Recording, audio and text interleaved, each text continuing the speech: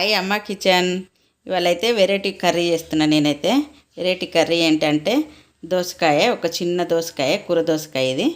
అట్లాగే 3 ఆలుగడ్డలు, పచ్చిమిరపకాయలు, ఉల్లిగడ్డ, కరివేపాకు, కొంచెం అంటే కొంచెం పెసరపప్పు.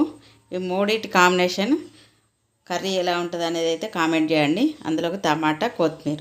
ఇప్పుడైతే ఆయిల్ పెట్టి మనమైతే కర్రీ ప్రాసెస్ చేద్దాం. ఓకేనా? ఆయిల్ అయితే కాగింది. కొంచెం జీలకర్ర, అట్లాగే కొంచెం ఆవాలు, ఒక 4-5 మెంతులు. ఇవైతే కొంచెం చిటపట అన్న తర్వాత మనం ఇప్పుడు కోసి పెట్టుకునే అన్నీ ఒకటి తర్వాత ఒకటి వేసుకుంటూ గోలనివ్వాలి. కర్రీ అయితే ఈ కాంబినేషన్లో ఎంతమందికి ఇష్టం అనేది కూడా కామెంట్ చేయండి ఫ్రెండ్స్. ఓకేనా? మరి ఇప్పుడైతే పోపు గింజలు అయితే గోలినాయి. మనం ఉల్లిగడ్డ, పచ్చిమిరపకాయలు కూడా పోసి పెట్టుకున్నాం కదా, అవి కూడా వేసేద్దాం. అవి కొంచెం చిటపట్ట అన్న తర్వాతనే మనం ఉల్లిగడ్డ, పచ్చిమిరపకాయలు అయితే వేయాలి.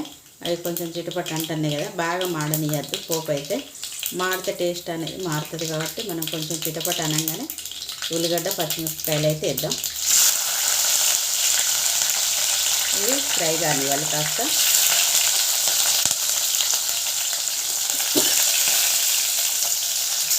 దోసకాయ అంటే పప్పులోకి వేసుకునే, పప్పుచారులోకి వేసుకునేది, కానీ ఇట్లా ఆలుగడ్డలో కూడా వేసి చేసుకుంటే కూడా టేస్ట్ అనేది బాగుంటుంది. కరివేపాకు ఇది కూడా ఆయిల్లో ఫ్రై అయితేనే బాగుంటుంది. కరివేపాకు కూడా ఇవి కాస్త ఫ్రై అయిన తర్వాత మనం కోసి పెట్టిన ముక్కలు, ఆలుగడ్డ ముక్కలు కూడా వేసేద్దాం. అయితే ఫ్రై అయింది కదా, ఇప్పుడు కోసి పెట్టుకున్న ఆలుగడ్డ పీసులు కూడా వేసేద్దాం. దోసకాయ పచ్చడి చేసుకుంటే కూడా బాగుంటుంది.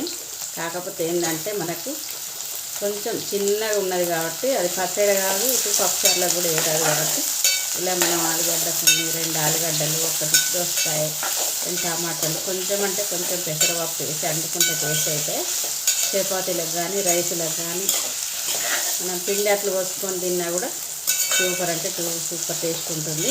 ఇది కొంచెం ఫ్రై కానివ్వాలి, ఆయిల్లో ఫ్రై అయితే బాగుంటుంది. ఇవి కాస్త ఫ్రై అయినాయి కదా, ఇప్పుడు దోసకాయ ముక్కలు కూడా వేసేద్దాం. వేసి కలిపేసి మనం దోసకాయ ముక్కలు తొందరనే ఉడుకుతాయి కాబట్టి మనం ఆలుగడ్డ కొంచెం గోలిన తర్వాతనే దోసకాయ ముక్కలు వేసుకోవాలి. ఇప్పుడైతే కొంచెం అంతే అల్లం పేస్టు, అట్లాగే కొంచెం పసుపు, కొంచెం అంత ఉప్పు కూడా వేసేసి కలిపేసి ఇప్పుడు మనం కడిగి పెట్టుకున్న పెసరపప్పు కూడా ఉంది కదా, అది కూడా వేసి ఫ్రై కానివ్వాలి. ఇదైతే అల్లం గోలనివ్వాలి. అల్లం, పసుపు ఆయిల్లో కొంచెం గోలితే బాగుంటుంది. ఇట్లా ఫ్రై అయిన తర్వాత మనం కడిగి పెట్టుకున్న పెసరపప్పు కూడా వేసేసి దాన్ని కూడా కొంచెం ఆయిల్లో ఫ్రై చేయాలి. ఈ కడిగిన పెసరపప్పు కూడా వేసేసి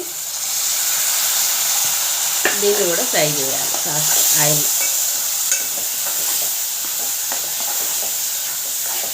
పచ్చిదే కడిగినాం కాబట్టి ఆ పప్పు కాస్త ఇట్లా ఆయిల్లో వేగితే టేస్ట్ అనేది మారుతుంది, బాగుంటుంది.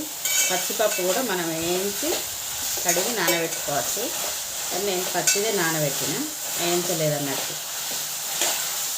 ఇట్లా కాసేపు ఒక 10 నిమిషాలు ఫ్రై చేద్దాం. పప్పు, ఆలుగడ్డ, దోసకాయ అంతా ఫ్రై అయింది కదా, ఆయిల్ బయటకు వస్తుంది కదా. ఇప్పుడు మనం టమాటా మధ్యలో వేసేసి మనం సిమ్లో పెట్టాలి. సిమ్లో పెట్టేసి టమాటా వేసేసి మనం తగినంత కారం వేసి దీని మీద కొంచెం వాటర్ పెట్టి మూతలో వాటర్ పోసి పెట్టాలి. అప్పుడైతేనే మన పప్పు, ఆలుగడ్డ అనేది మంచిగా ఉడుకుతుంది. ఇప్పుడు కారం కూడా వేసుకుందాం. కొంచెం పచ్చిమిరపకాయలు కోసినాం కాబట్టి కొంచెం అంటే కొంచెం కారం వేసేసి ఇట్లా మూత పెట్టేసి దాని మీద వాటర్ పోసుకోవాలి. పప్పు మాడకుండా ఉంటుంది, అట్లనే ఎసరు ఊరుతుంది. టమాటా ఉడికేదాకా ఇట్లనే పెట్టేసి టమాటా ఉడికిన తర్వాత ఈ పైన వేడైన వాటరే దాంట్లోకి పోసేద్దాం. కర్రీ అయితే చూద్దాం. ఇప్పుడైతే పైన వాటర్ పెట్టినాం కదా, ఇవి కూడా వేడైనాయి. ఇప్పుడు టమాటా ఉడికిందా లేదా చూసి వాటర్ అనేది వద్దాం. టమాటా అయితే మంచిగా ఉడికిపోయింది. ఇట్లా ఉడికిన తర్వాత ఇప్పుడు పైన పెట్టిన వాటర్ పోస్తే పప్పు ఆలుగడ్డ అనేది మంచిగా ఉడికిపోతుంది.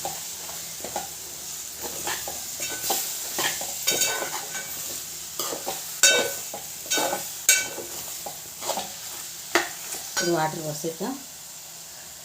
పైన పెట్టినాం కదా, ఇవి వేడైనాయి కదా, ఇవే పోసేద్దాం. ఇప్పుడు ఒక్క 10 నిమిషాలు ఉడకనిస్తే పప్పు ఆలుగడ్డ అనేది మొత్తం ఉడికిపోతుంది.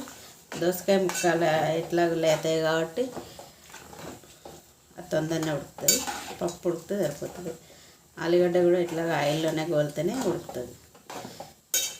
ఇప్పుడైతే మనం మూత పెట్టి ఒక 10 నిమిషాలు ఉడకనిద్దాం.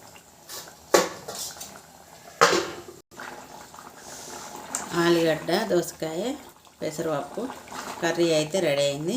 ఇట్లా ఉడికితే బాగుంటుంది. ఇట్లనే ఉండనియాలి, కొంచెం సూప్గానే బాగుంటుంది అప్పుడే.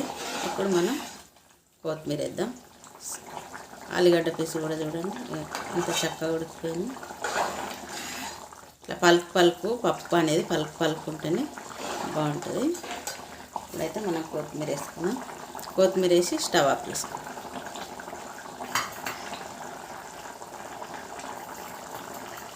ఇదైతే దోశలకు, మన రొట్టెలకు, చపాతీలకు, జొన్న రొట్టెలకు, రైస్లకైనా బాగానే ఉంటుంది టేస్ట్.